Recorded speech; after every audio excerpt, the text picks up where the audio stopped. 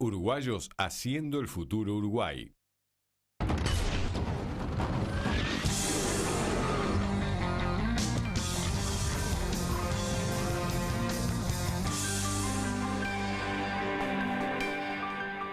Muy buenas noches, bienvenidos a la edición central de TN1 Noticias. Vamos a los principales títulos de la jornada.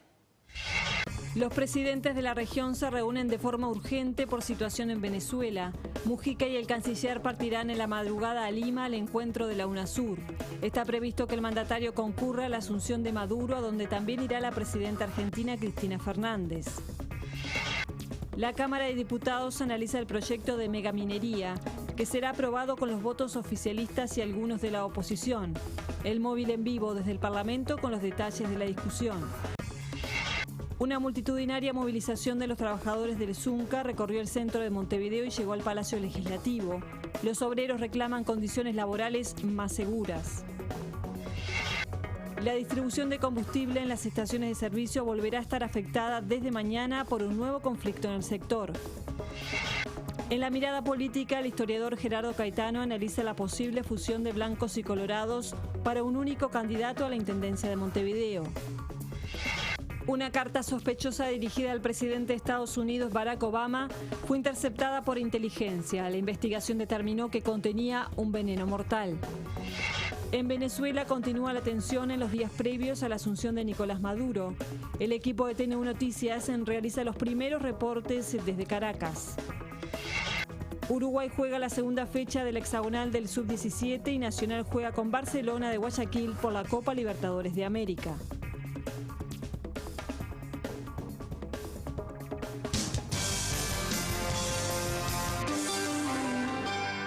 Los presidentes que integran la UNASUR se reunirán mañana de forma urgente en Perú para analizar la situación de Venezuela previo a la asunción de Nicolás Maduro. El presidente José Mujica y el canciller Luis Almagro partirán esta madrugada. La Unión de Naciones Sudamericanas, UNASUR, está integrada por 2 estados, entre ellos Uruguay. La suba de tensión en Venezuela tras la ajustada elección llevó a los presidentes a convocarse de forma urgente. El presidente Mujica junto al canciller viajarán en la madrugada a Perú para participar este jueves de la reunión en Lima. Hay un resultado electoral que ha sido puesto en duda por el candidato que ha perdido la elección, el candidato de la oposición al gobierno, y eso ha llevado a que una suba de tensión en la situación política de Venezuela, que es mirada con mucha preocupación por todos los presidentes de la región.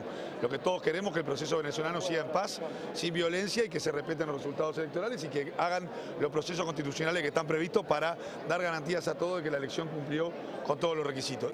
Uruguay reconoce a Maduro como presidente electo. Nosotros tenemos muy claro que ha sido una elección justa, ha sido una elección totalmente clara, más allá de que hay algunos elementos que hay que seguir viendo, pero es una elección que, como en todos lados, ha cumplido con los requisitos correspondientes y que ha ganado Maduro, es el ganador y es el presidente de Venezuela. Sobre el pedido de recuento de votos realizado por la oposición venezolana y apoyado por organismos como la OEA, el secretario de la presidencia dio su posición. Una decisión que no corresponde a los países opinar. Creo que ahora esperemos que los presidentes se reúnan en Lima, hagan una evaluación conjunta a la región con selección de Venezuela y veamos qué es lo que resuelven a nosotros sobre el tema. Tras la reunión en Lima, está previsto que el presidente Mujica viaje a Venezuela para participar el viernes en la asunción de Maduro. Casi seguramente, pero esperemos la reunión de UNASUR. Creo que va a ser una reunión clave de una resolución conjunta de UNASUR con respecto al tema venezolano.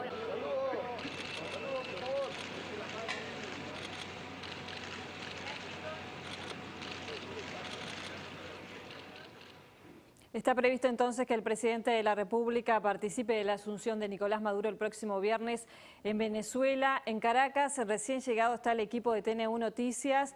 José Sena, buenas noches. ¿Cuál es la primera impresión de cómo está la ciudad en estas horas? Hola Andrea, amigos de todo el país, es un gusto saludarlos. Caracas luce, bueno, normal, se podría decir, muy lejos de lo que hemos visto en las últimas horas, básicamente después de las elecciones del pasado día domingo, con hechos de violencia. Quizás ya se ha sacado mucha presión el hecho de que se haya suspendido una marcha prevista por la oposición, que iba a llegar hasta las puertas mismas del Consejo Nacional Electoral. La suspensión que mencionábamos nosotros en la jornada de ayer le bajó presión a una situación que se venía caldeando y bastante, y por otra parte también surgieron otras voces como la de la Conferencia Episcopal Venezolana, que pidió bajarle el tono a la discusión, habló de la responsabilidad de los políticos, responsabilidad de los medios de comunicación, y por supuesto todo esto ha colaborado para que hoy Caracas viva una tensa calma. Pero te reitero, lejos de lo que hemos estado viendo últimamente, no hay ulular de sirenas, la ciudad luce bastante tranquila, con el ritmo habitual a esta hora de la tarde, de entrada y salida de mucha gente que va de regreso a su casa. El que sí jugó fuerte hace algunos minutos fue el presidente Nicolás Maduro, que llamó a Enrique Capriles, el líder de la oposición, el nuevo Carmona. Recordemos que Carmona fue el presidente de los industriales que en el año 2002 tocó al presidente Hugo Chávez y fue presidente por menos de 24 horas. Lo llamó el nuevo Carmona de esta manera, originando otra vez una situación bastante tirante. Pero te reitero, la sensación que tenemos desde que llegamos con Nacho Elena es esta, de una ciudad que vive una tensa calma, pero por ahora tranquilidad. Estaremos aguardando también lo que suceda, como mencionabas tú, en la ciudad de Lima, en la capital de Perú, con esa reunión de la UNASUR. Gracias, Pepe, por este primer contacto y vamos a estar entonces aguardando los informes que lleguen desde Caracas. Buen trabajo, buenas noches.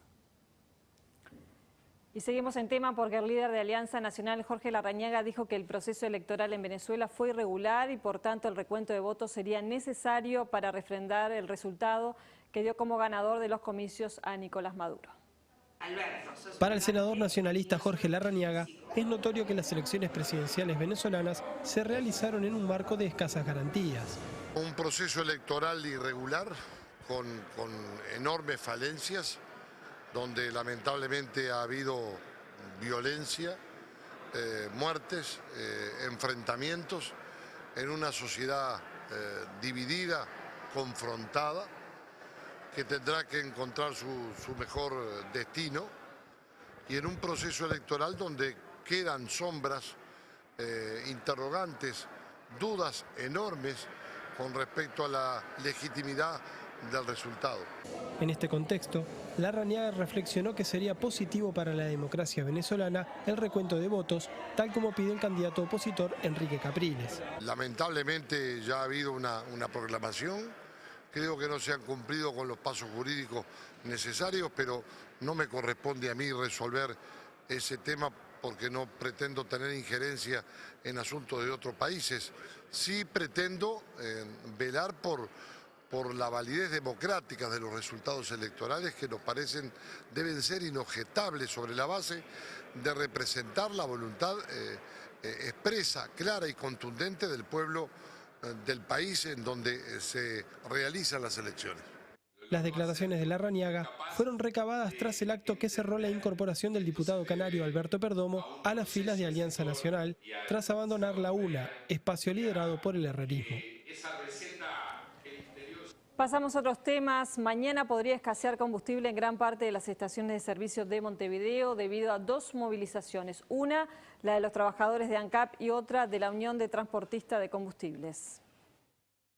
Nosotros mañana realizamos un paro horario que pretendemos garantizar el abastecimiento. Vamos a bajar guardia gremial en la planta La Tablada, donde sale más del 80% del combustible de todo el país, pero tenemos la información que la Unión de Fleteros no va a ir a cargar una vez que nosotros iniciemos el paro, que no es responsabilidad de los trabajadores, no son los compañeros del sindicato del Subtra. La paralización nuestra es porque nuevamente se ha retomado el emprendimiento de asociación en Planta Carrasco con Petrobras y Puertas del Sur, al cual nosotros nos oponemos, rechazamos esto. Recordamos que en septiembre del año pasado, en pleno conflicto nuestro, tuvimos una reunión con el presidente de la República, quien nos manifestó que la asociación no iba a seguir adelante y que tenía previsto otro planteo para allí.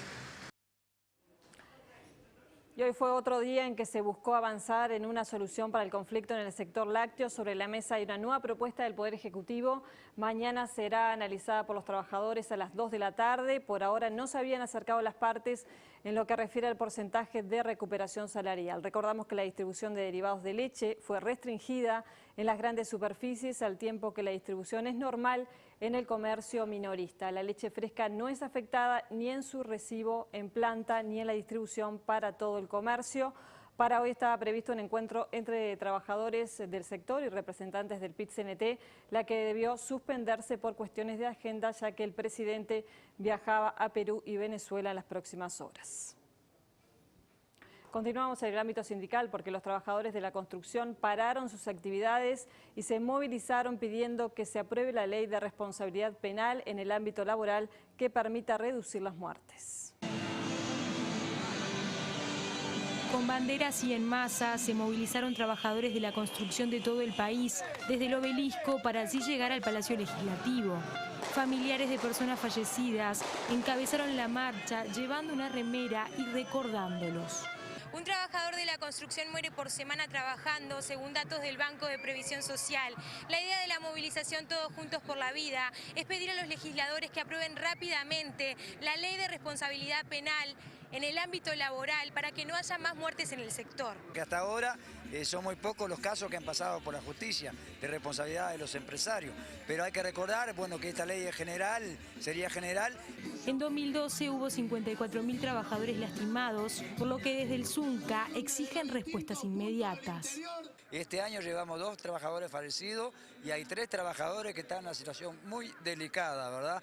De eso se trata, por eso tratamos con esta movida de apurar a los parlamentarios que voten ese proyecto lo más urgente posible. El proyecto está siendo analizado en la Comisión de Legislación del Trabajo de la Cámara de Representantes. El diputado del Frente Amplio, Luis Puig, aseguró que las cámaras empresariales se oponen a esta ley. Estoy convencido que las cámaras empresariales intentan dilatar esta discusión y que no se apruebe este proyecto. Nosotros estamos comprometidos a que este proyecto por la vida se apruebe ya. Puig agregó que han recibido a distintas organizaciones y esperan a autoridades del Ministerio de Trabajo para avanzar en la discusión. Si hay que hacer modificación de texto, la hacemos. Lo que es inaceptable, que se siga demorando en el tiempo aprobar una norma que pueda ayudar a defender la vida del trabajador. Se espera que el proyecto de ley de responsabilidad penal en el ámbito laboral sea discutido por diputados en mayo. Les agregamos una información sobre este tema. La movilización del Zunca provocó distorsiones en el tránsito de Montevideo y algunos inconvenientes con automovilistas. La periodista Alejandra Patrone denunció que obreros que participaban de la manifestación la amenazaron e insultaron cuando intentaba cruzar con su auto por la calle La Paz y Avenida El Libertador. Patrone no hizo la denuncia policial porque no puede identificar a los agresores, según dijo, y aseguró que el propio dirigente del sindicato, Óscar Andrade, tuvo que intervenir para dispersar a sus compañeros. Ahora nos vamos al móvil en vivo que está ubicado en el Palacio Legislativo, allí en la Cámara de Diputados. Se está aprobando, se está discutiendo a esta hora el proyecto de megaminería. Juan Carlos Yacosa, buenas noches. ¿Qué tal, Andrea? Muy buenas noches para todos. Sobre las 19 horas con 30 minutos, la Cámara de Representantes, como tú decías, aprobó en general el proyecto de minería de gran porte. Esta iniciativa fue aprobada con los votos del Frente Amplio. También los 2 representantes del Partido Independiente acompañaron y 6 legisladores del Partido Nacional, Borsari, Vidalín, Trobo, Caram, Berua y José Carlos Cardoso. Estos fueron entonces los legisladores que acompañaron, fueron 58 votos en 94 legisladores presentes los que respaldaron esta iniciativa. Una sesión que lleva prácticamente un poco más de 10 horas de duración, extensa, que se desarrollaba totalmente con normalidad hasta que hace algunos momentos nada más un grupo de personas que se encontraban en las barras de la Cámara de Diputados empezaron a realizar unos cánticos contra la bancada oficialista, por lo cual el presidente de la Cámara de Representantes, el diputado Cardoso del Partido Colorado, indicó que se debería desalojar esa parte de las barras entonces, por lo cual después de un cuarto intermedio y de reorganizar el debate, volvió a la normalidad y en estos momentos se está votando el articulado. El Código de Minería actual es de 1982, al que se le actualizaron varios artículos entre 2005 y 2010. Luego tuvo reformas en 2011. El texto que se está discutiendo tiene 77 artículos, establece una actualización de normas para la industria minera, utilidades que se dividirán en partes iguales entre el Estado y la empresa extractora, también aspectos sociales y medioambientales. Pero les proponemos compartir un informe que realizó más temprano nuestra compañera Elizabeth Viñoles, que estuvo gran parte de esta mañana aquí en este extenso debate que se realiza en la Cámara Baja.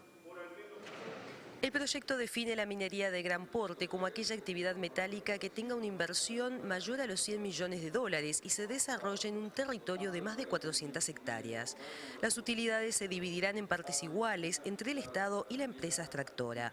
El 70% de los ingresos constituirá un fondo soberano intergeneracional de inversión que será administrado por el Banco Central del Uruguay y el 30% financiará proyectos productivos y ambientales. Lo que nosotros planteamos simplemente fue hacer un alto, volver a renegociar el acuerdo, tratar de que todas las partes nos pongamos de acuerdo y ver si es posible llegar a tener una política de Estado. Si es posible, la acompañaríamos en la medida que se lleven también nuestras propuestas. Principales objeciones. Primero, no tiene consenso social. Todas las delegaciones que recibimos de la Cámara Minera y Empresas Mineras, desde los trabajadores que piden más industrialización y que se exporte el hierro en bruto, de los productores agropecuarios que se sienten afectados o de los que quieren ser socios mineros, de los dos, de la cátedra, todos han planteado críticas al proyecto. Ha generado unanimidad de críticas el proyecto por diferentes motivos. Entonces, tendrá mayoría política, no tiene consenso social. Yo voto en general el proyecto porque el proyecto mejora la realidad existente. El peor escenario es que las cosas queden como están, porque minería de gran porte en Uruguay ya existe, hace 20 años, y las mineras extraen los minerales al 5%, nos pagan el 5% de lo que extraen. Si no votamos y todo queda como está, sigue ese camino. Eso creo que es el meollo de este proyecto, que le agrega precisamente condiciones de sustentabilidad al desarrollo que va a provocar, al cambio de la matriz productiva que va a provocar este tipo de explotaciones, que le asegura con un capítulo entero de cierre de minas cómo va a quedar después estamos pensando en la mañana siguiente, como nos enseñaba Sereñi. Fundamentalmente es un capítulo que prevé las consecuencias a posteriori que termine la explotación. Bien, Andrea, de esta manera entonces se está sustanciando el debate aquí en la Cámara de Representantes, un debate que, como decíamos hace algunos minutos, lleva más de 10 horas, donde se ha votado en forma general por 58 votos en 94 legisladores presentes. ¿Qué va a pasar ahora más? Pasar a la Cámara de Senadores, donde también va a haber divisiones, va a ser votado por representantes del Frente Amplio y algunos votos del Partido Nacional. El Partido Colorado prácticamente no estaría acompañando, aunque hay algunos legisladores que sí quieren acompañar esta iniciativa, pero lo va a resolver la bancada del Partido Colorado. Gracias, Juan Carlos. Tendrán ustedes la resolución de esta decisión que se está analizando hasta ahora en la Cámara de Diputados en la edición de la medianoche. En otros temas les contamos que quedó libre el comerciante de Las Piedras que mató el lunes pasado a un delincuente cuando lo intentó asaltar dentro de su almacén. La justicia penal resolvió legítima defensa, sin embargo sí lo procesó sin prisión por el delito de receptación de un arma 9 milímetros. El juez penal de Las Piedras, Francisco Masita, quien tras los hechos de este martes en el juzgado de Las Piedras debió constituirse en la sede judicial del Sauce, resolvió legítima defensa para el comerciante que mató el lunes a la noche a un rapiñero de 17 años.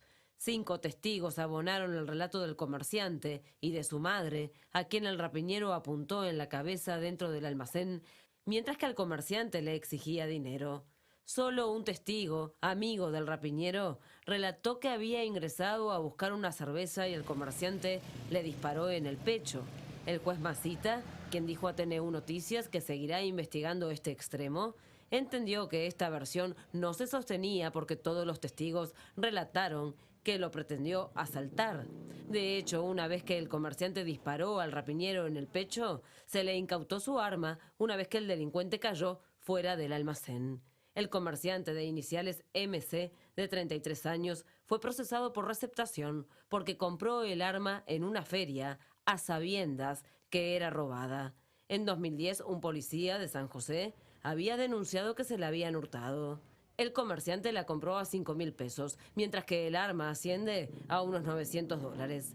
Ante la justicia penal, todavía no está claro que al rapiñero lo estuviera esperando un presunto cómplice en una moto como trascendió este martes.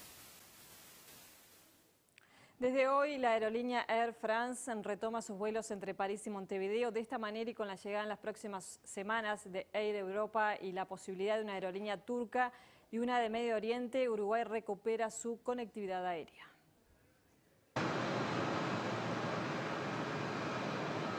Luego de 11 años, un avión de la compañía Air France volvió a hacer la ruta París-Montevideo sobre las 10:30 de la mañana de este miércoles.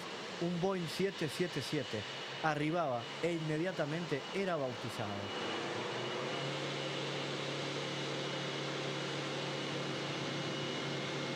A partir de ahora, las expectativas están depositadas en mantener el ritmo de las frecuencias Montevideo-París, ahora de 5 veces por semana. Hace 11 años que Air France no volaba directo a Montevideo. El mercado hay que reconstituirlo, pero yo creo que hay muy buenas condiciones.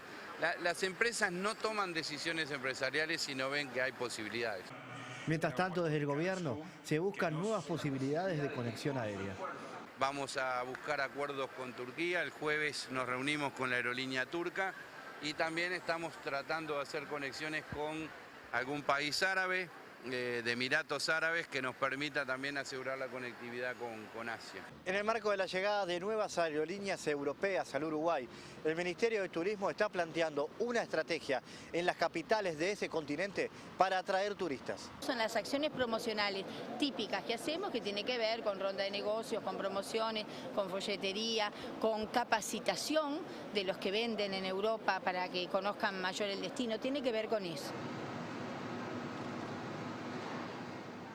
Las organizaciones Hijos Uruguay y Madres y Familiares Detenidos Desaparecidos emitieron un comunicado donde expresan su absoluto rechazo a las citaciones a declarar por los incidentes ocurridos en la sede de la Suprema Corte de Justicia a raíz del traslado de la jueza Mariana Mota a la órbita civil.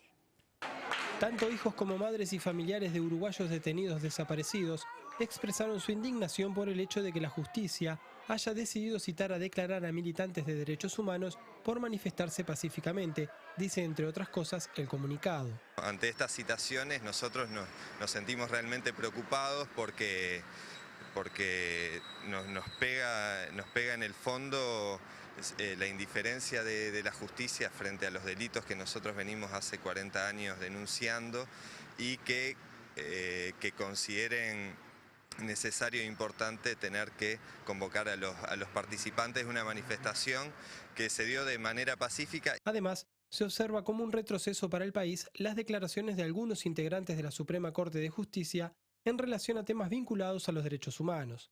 Realmente nos preocupa que el Uruguay siga siendo una fortaleza de la impunidad y que desde el mayor órgano de la justicia se defienda esa idea. En este marco, se entiende que es positivo que varios fiscales hayan recusado a por lo menos 4 integrantes de la Suprema Corte de Justicia por entender que prejuzgan y que ya tienen decisión tomada en torno a los recursos de inconstitucionalidad de la ley interpretativa de la ley de caducidad que ya fueron presentados. Nos parece que es una reacción a la altura de lo que el Uruguay dice acompañar internacionalmente, que es el respeto y el cumplimiento a todos los pactos y a los derechos humanos, digamos que están todavía resentidos en el Uruguay desde hace más de 40 años.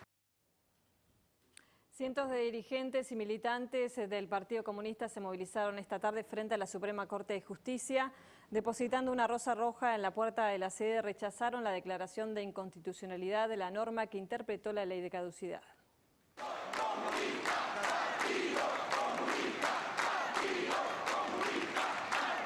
A 41 años del asesinato de 8 militantes comunistas en la seccional 20 del partido, ubicada en la zona del Paso Molino, aquí en Montevideo, dirigentes y simpatizantes decidieron como acto simbólico dejar una rosa en la puerta de la Suprema Corte. El senador Eduardo Lorier dijo que la iniciativa es en reclamo de verdad y justicia para con los muertos y desaparecidos como consecuencia de la violencia vivida antes y durante la dictadura. Porque también sentimos que hay un retroceso en materia de justicia, porque también sentimos que han pasado acontecimientos que impiden el avance que todos los uruguayos buscábamos en torno a verdad y justicia, que ambas cosas están unidas. Han habido declaraciones de inconstitucionalidad de 2 artículos y también eso, desde nuestro punto de vista, obstaculiza el avance necesario de la justicia uruguaya, y por eso entonces también hemos venido justamente aquí enfrente de esta Suprema Corte de Justicia para decir que los comunistas necesitamos, queremos justicia.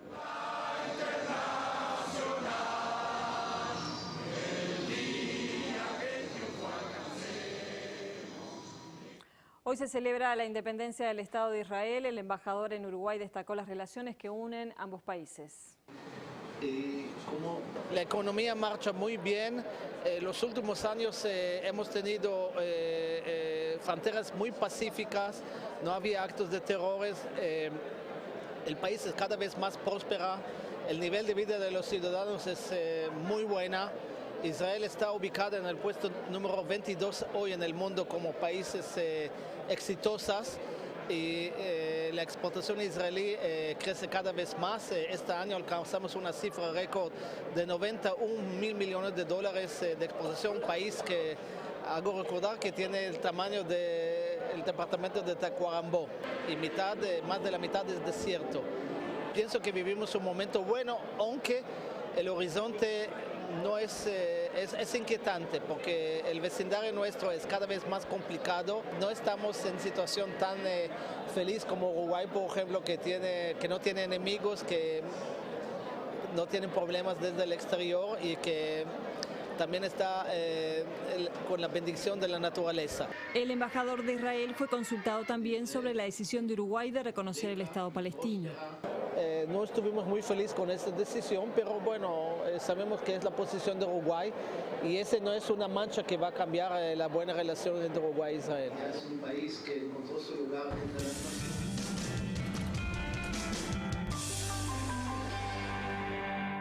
Según la encuesta de expectativas de inflación de abril que realiza el Banco Central, los precios aumentarán 8% este año, por lo que se mantuvo la estimación de marzo. El valor se encuentra por encima del 7,5% que registró el país el año pasado. La información económica la aporta el Instituto Uruguay 21. Vemos ahora la cotización de las principales monedas. La cotización de la moneda es una presentación del Banco República, el banco del año. No tuvo variantes el precio del dólar, que continúa en la compra a 18.70 y en la venta a 19.20. El dólar interbancario billete subió a 18,962.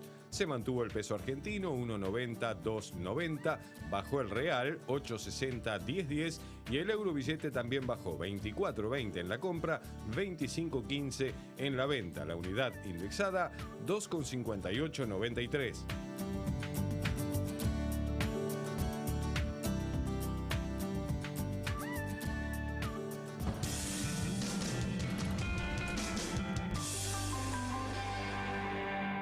Este programa es presentado por Antel. Usa giros de bits, que te permite enviar y recibir dinero estés donde estés.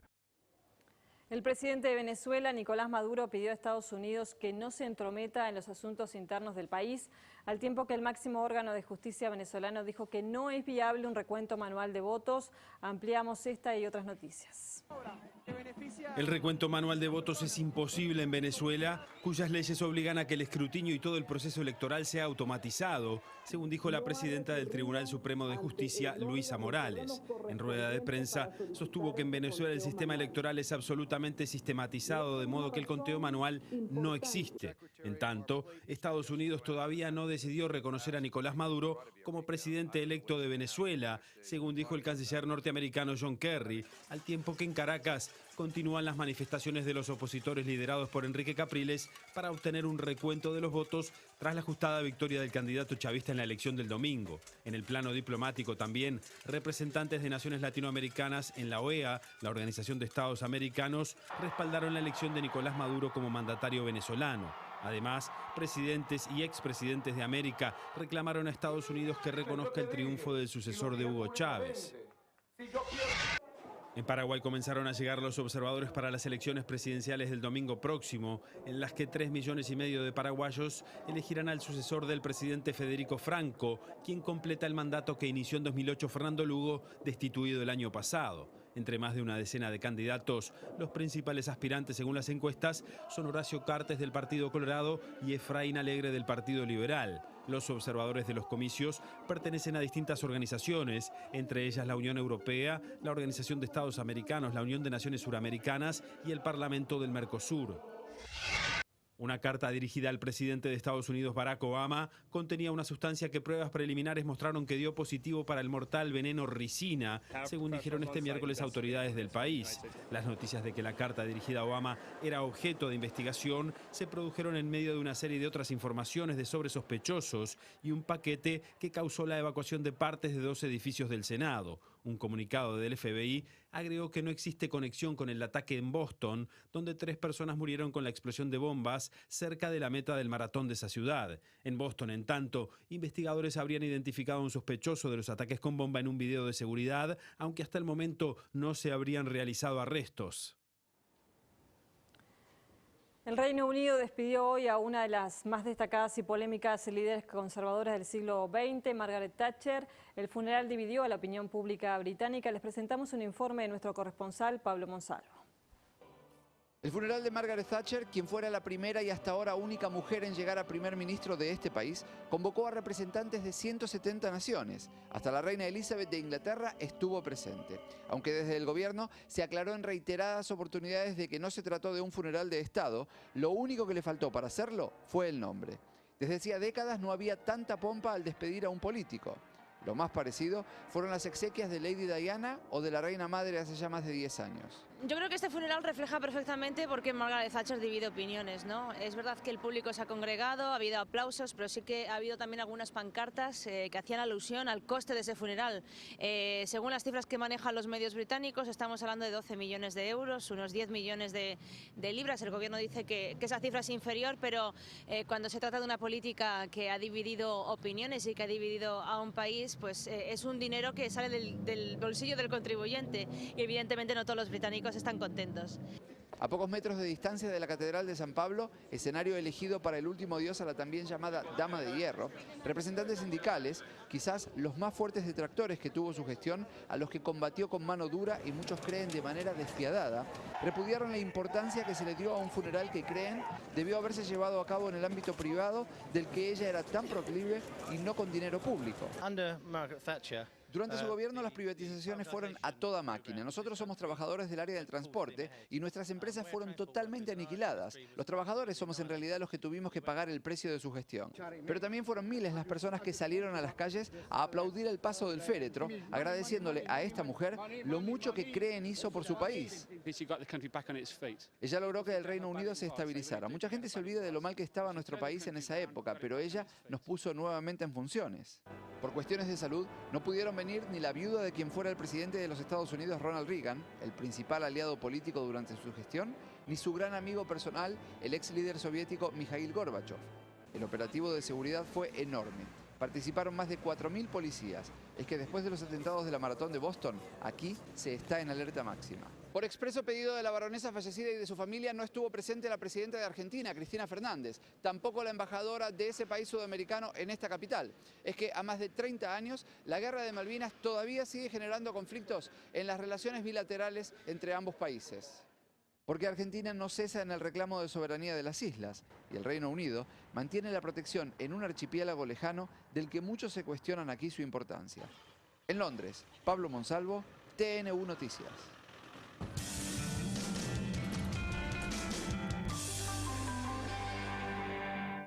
Buenas noches para todos. Se está cerrando el grupo 1 de la Copa Libertadores. Nacional está perdiendo, sin embargo, igual está clasificando como primero del grupo porque Toluca le está ganando a Boca. Vamos a ver el gol que convirtió Barcelona en el primer tiempo, que recién terminó, donde Nacional pierde 1-0. Ahí está el gol de Castillejos, el tanto el equipo de Barcelona, que ya está fuera, que tiene, ustedes saben a Damián Díaz como el gran líder futbolístico de este cuadro nacional, con 2 debuts en Copas Internacionales, con el Seba Gorga y con Maxi Moraira, 2 juveniles. Además está Dorrego, De Pena, Renato César, un equipo nacional con muchos juveniles. Este es el gol del paraguayo Benítez. Toluca le gana a Boca 1-0. Bianchi dijo antes del partido, es difícil la Copa, el torneo local, que Boca ganó 1 de 9. Por ahí a algunos les sonó excusa, porque antes Bianchi ganaba la Copa y también a nivel local. Ahí está, que tiene además a Santiago Silva con 6 fechas por aquel problema con los hinchas en el partido con Tigre. Nacional igual entonces perdiendo está clasificando como primero del grupo. Y esto está pasando porque también se está jugando la segunda fecha del hexagonal sub-17. Y está sucediendo esto. Uruguay y Argentina están empatando 2-2. Mirá cómo arrancaba. Por favor, aplausos y solamente aplausos para el tanto de Sebastián Driussi, el futbolista de River argentino. Ahí está la definición. Qué lindo, ¿no? Una buena definición, unos pasitos adelantados el arquero celeste, pero el mérito para el delantero, para Sebastián, que iba a terminar también marcando el segundo. 2-0 estaba Argentina, que se iba a quedar con uno menos desde los 29 minutos. Y Uruguay empezaba a encontrarse un poquito con la pelota. Iban a llegar los descuentos. Ahí está otra buena definición del delantero argentino.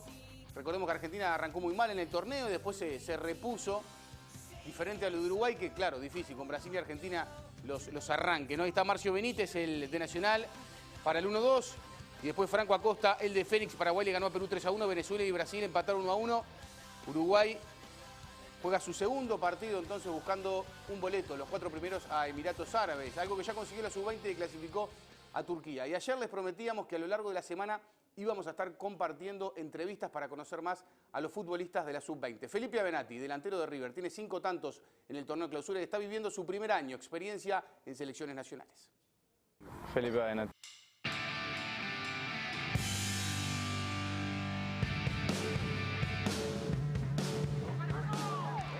¿Cómo es la historia de Felipe Avenatti en el fútbol? Baby fútbol en la Unión Vecinal, cerca del estadio.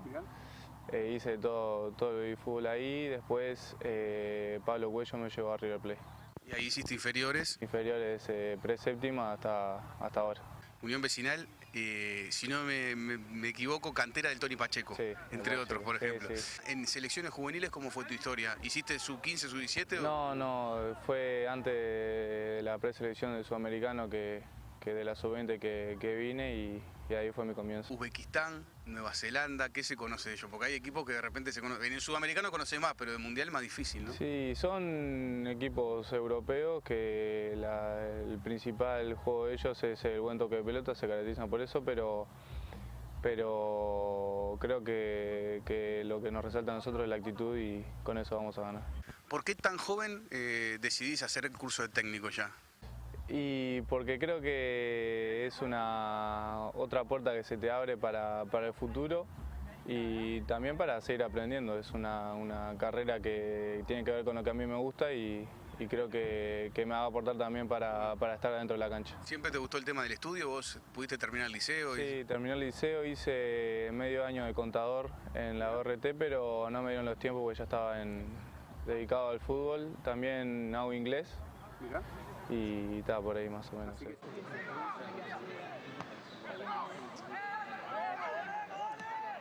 Bueno, interesante el delantero de River, Croacia, Nueva Zelanda, Uzbekistán, los rivales de Uruguay que debuta, que es en junio, además se pisa con la Copa Confederaciones.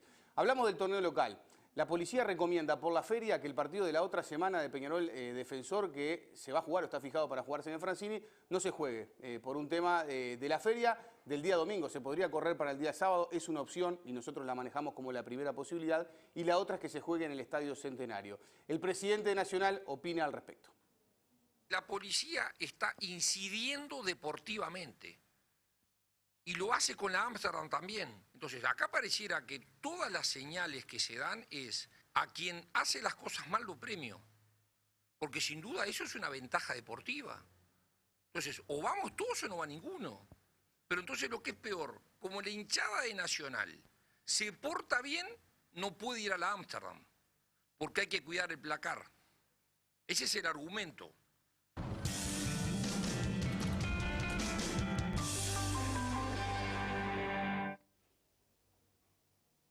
Buenas noches y ya comenzamos con el historiador Gerardo Caetano.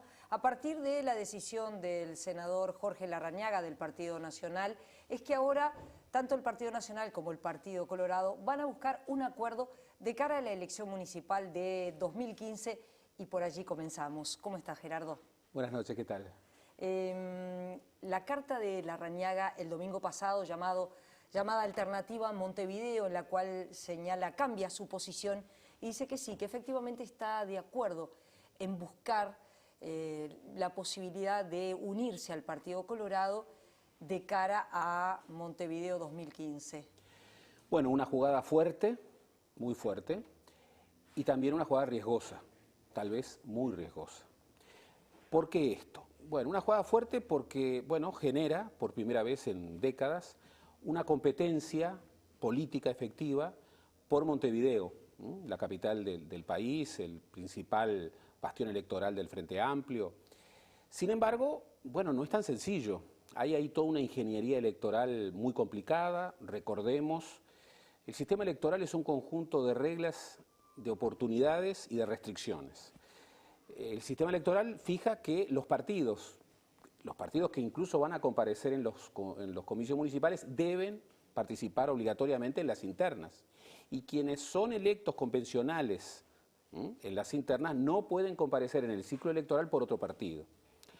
Ahí hay una disputa de interpretaciones sobre si alguien que no es convencional, pero que va a ser candidato por un partido a legislador en los comicios de octubre, puede ser candidato por otro partido a intendente. De todas maneras, una ingeniería electoral complicada. Hay como una valoración que es, por un lado, política y por el otro lado, todo el tema de ingeniería electoral que seguramente para la gente es muy complicada. Claro, lo fundamental, a pesar de que la ingeniería electoral es complicada, lo fundamental es la competencia política. Y aquí hay un gran tema. En el Uruguay, no de ahora, sino históricamente, los partidos son muy importantes, son muy importantes. Y los partidos no son solamente agrupaciones electorales, son culturas políticas, son nombres, son símbolos, son colores. Es muy difícil construir eso y decirle a la gente, bueno, mire, una cosa es a nivel nacional y otra cosa es a nivel departamental. La limpieza no tiene nada que ver con la ideología, no tiene nada que ver con los partidos.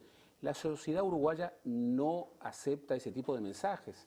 El tiempo lo dirá, pero no es tan sencillo para un actor político de cara a los comicios nacionales de octubre y eventualmente noviembre, decir que el Partido Colorado y el Partido Nacional son dos cosas distintas, entre sí, y luego comparecer en mayo del 2015 en una misma agrupación en Montevideo.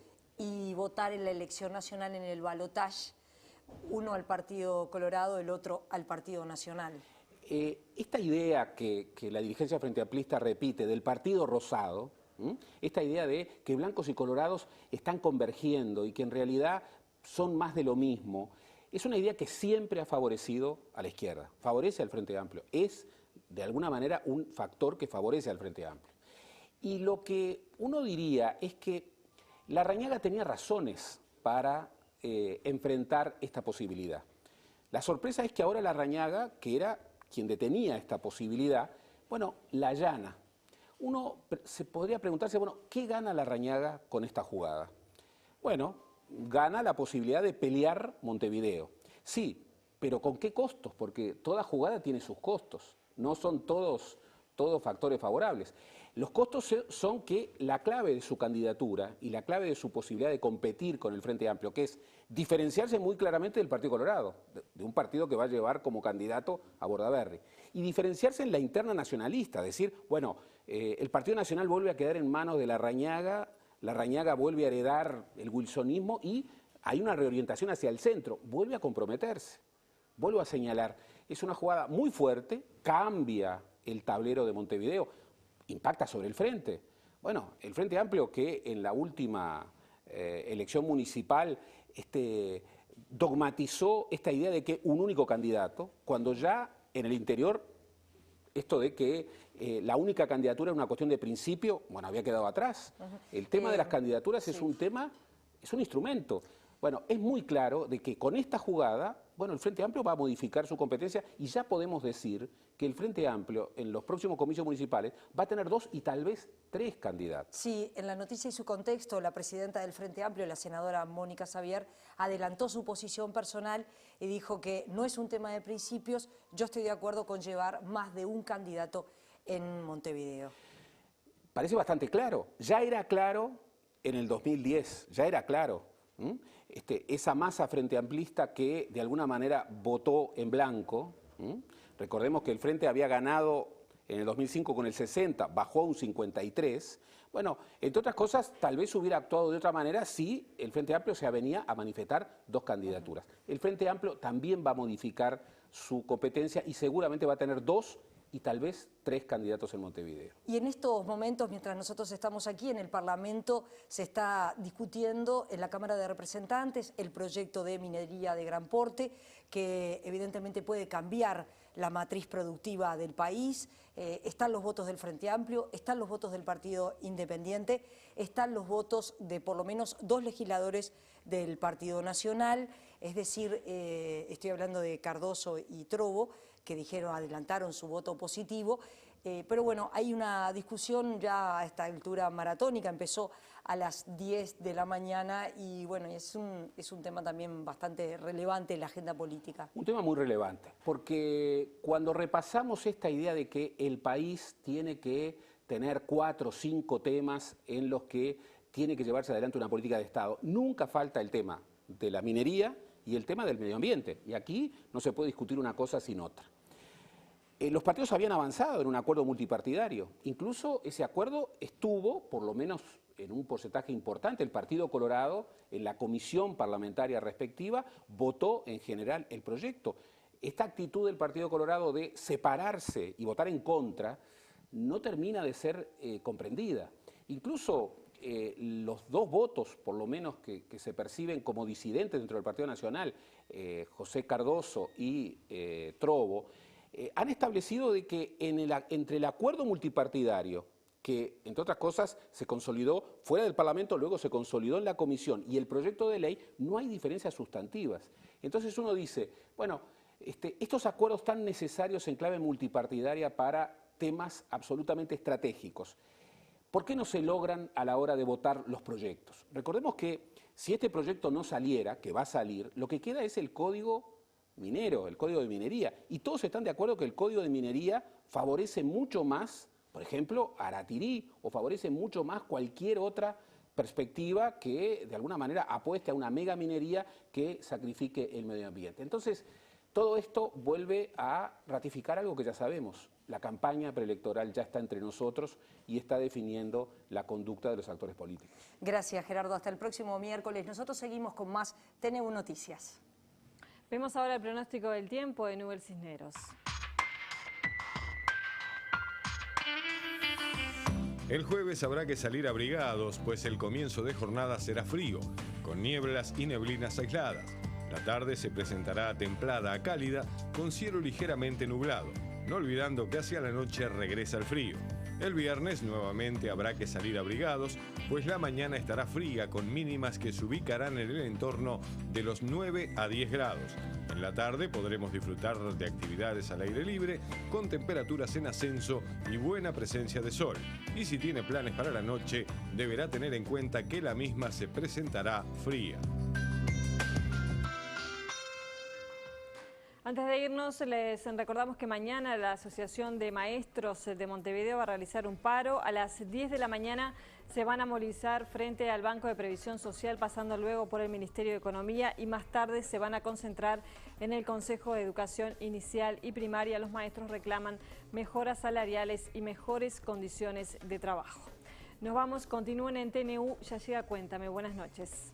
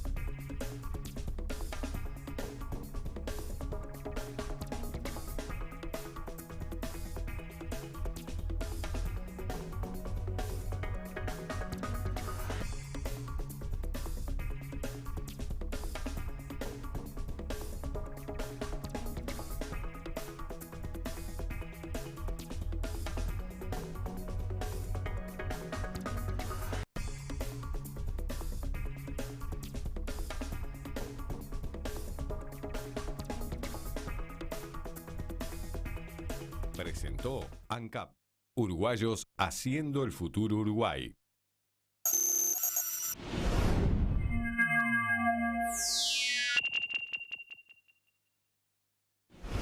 A continuación, Cuéntame.